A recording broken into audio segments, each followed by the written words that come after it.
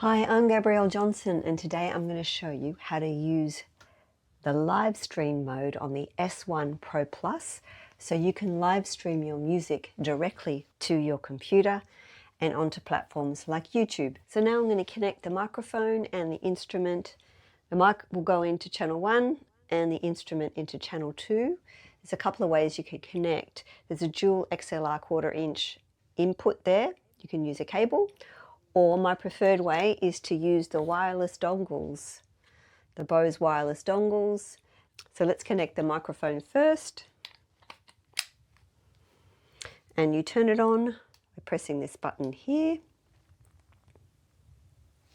And then once the blue light stops flashing, you are connected. And then I'm going to turn up the volume to test that's connected. 1, 2, 1, 2. Next I'll use channel 2 for the instrument. I'm going to use the 1/4 inch wireless dongle there, which operates the same as the microphone one, except it's a 1/4 inch.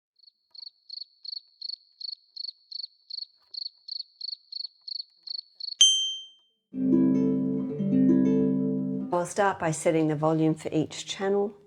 You get a treble, bass, and a reverb. So you can set those by moving the wheel backwards and forwards. So there's some reverb.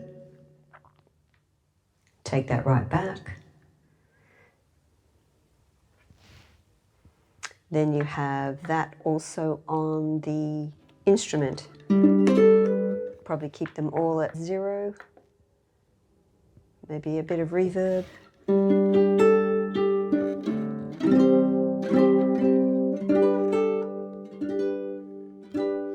To activate the live stream mode, you have to press and hold channel 3 until you get these options. You use the wheel to scroll down to live stream. You press that and then you toggle that on. Hit the back button and then you press it again to leave that mode. In live stream mode, the Bose combines channel 1, 2 and 3 and sends that mix into your computer. So now your channel controls here on the Bose determines the balance of the live stream mix. So to connect the Bose to my computer, I now need a USB-C data cable, and I use the USB-C port here on the other end and connect it into my computer. And that's the complete audio connection done there. If Ethernet is available, it's always better to connect that way, so your internet connection will make your live stream a lot more stable. So next is to go live on my YouTube channel, which I have up here.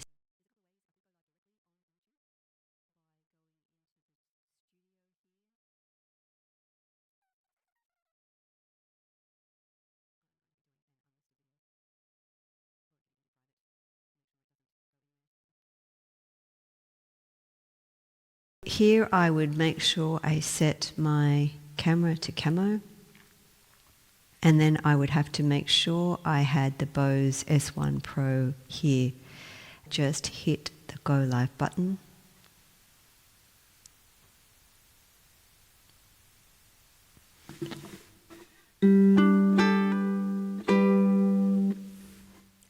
So as you can see, it's very patchy. The audio is fine, but the video is very, very patchy. So I don't want to do it this way. I'm going to show you another way. I can go down here to Ecamm Live. So now I'm inside of Ecamm, and this is how I'm going to go live to YouTube. It's just a much more stable app. I'll show you some of the features. So you have streaming and recording. I'm going to do the both at the same time, so I'll leave those on.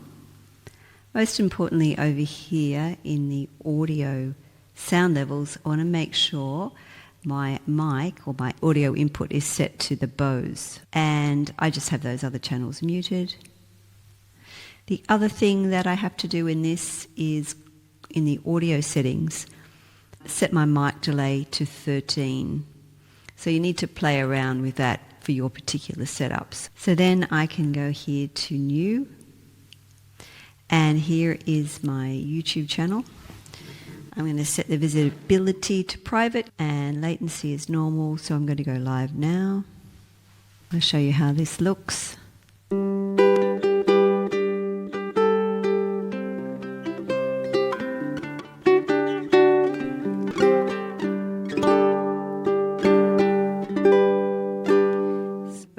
vocal mic is too low, you could turn it up here or turn it down, as you can see.